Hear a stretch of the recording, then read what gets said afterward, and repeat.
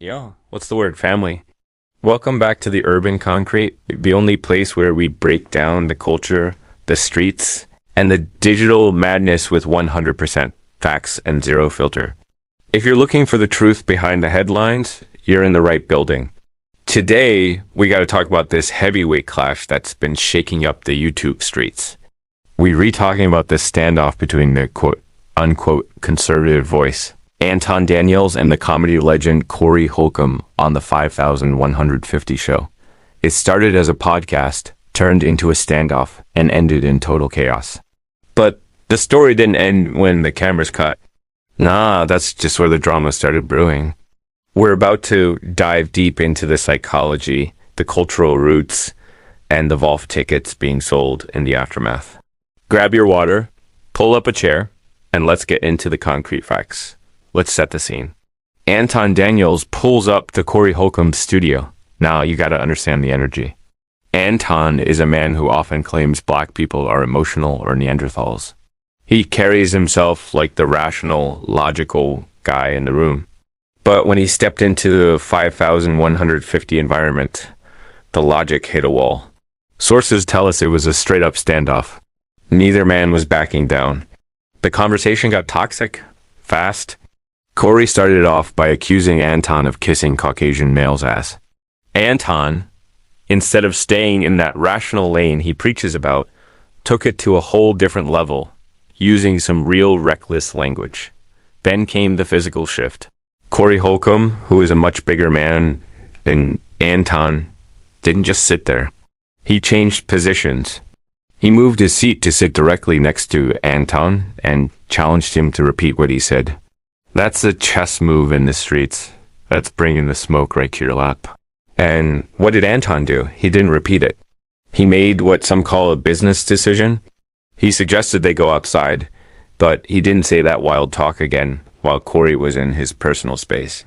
Eventually, the podcast just ended with Anton electing to leave. Now, let's analyze the first major argument here.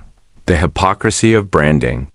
Anton Daniels has built a whole platform telling the world that black people are too emotional and can't hold their feelings in. But look at the play-by-play. After the situation was over, Corey Holcomb went silent. He hasn't talked about it since. He's moving like he's done with it. But Anton is on a world tour. He's hopping on every panel, calling into the Angry Man show, and hitting up every live stream to tell his side. He's out here claiming he would have beat the shit out of Corey. Here's the argument. If you claim black people are emotional, why are you the one acting out of emotion right now? Going around for clout and trying to keep the fire burning after the fact is the definition of emotional behavior. It doesn't look like a conservative or masculine move. It looks like messy type-ish from the hood. He's exhibiting the very behavior he criticizes. This is where we got to get into the roots of how we talk to each other. The sources bring up a powerful point about linguistic influences. See, Anton and a lot of these content creators spend a lot of time networking in white spaces. There's nothing wrong with that, bread. But there's a side effect.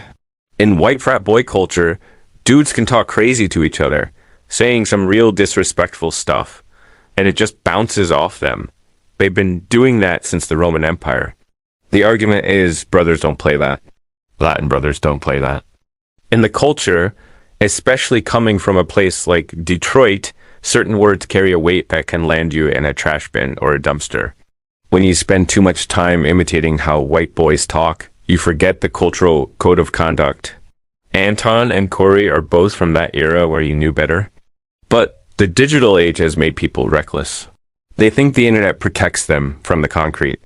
This imitation of white boy banter is getting brothers in trouble, in jail, or worse because they're bringing frat talk into street environments where the rules are different. Let's talk about these Volf tickets. For the ones who don't know, a Volf ticket is when you're talking big, making threats you know you can't or won't back up because the danger has passed. The analysis here is simple. If Anton was really about that action, why wait until you're on a different live stream to say you would have beat him up? When Corey was sitting right next to him, the imminent danger zone, Anton moved to go outside. Suggesting to go outside is a way to create space so nobody can actually land a strike. The reason behind the argument? It's a business move. Anton knows that getting into a physical altercation on camera ruins the brand and the monetization. But trying to act tough after you've left the building is just clout chasey. It is an attempt to save face because he knows how it looked when he didn't repeat those words to Corey's face. We gotta look at the bigger picture. Content creators are starting to have followings like rappers. The beef is becoming real. We've already seen YouTubers lose their lives over digital drama this year. Look at what happened with Manny Ruiz. When Anton goes around amping this up, he's playing with fire. If you already left the situation, why keep the energy high? It's unnecessary. The urban concrete truth is that this reckless behavior from creators is moving away from intellectualism and moving toward a crash out. So, what's the bottom line?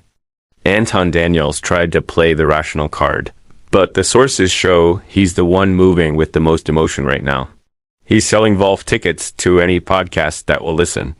Meanwhile, the Neanderthal he keeps talking about, Corey Holcomb, is sitting back, staying quiet, and letting the work speak for itself. The argument is clear. You can't claim to be a conservative leader while acting like a street dude on a corner. You can't pick up the childish traits of white frat culture and expect the streets to respect it. Anton made a business decision to walk away, and that's fine. But the victory lap he's taking on social media makes the whole situation look messy and unmanly.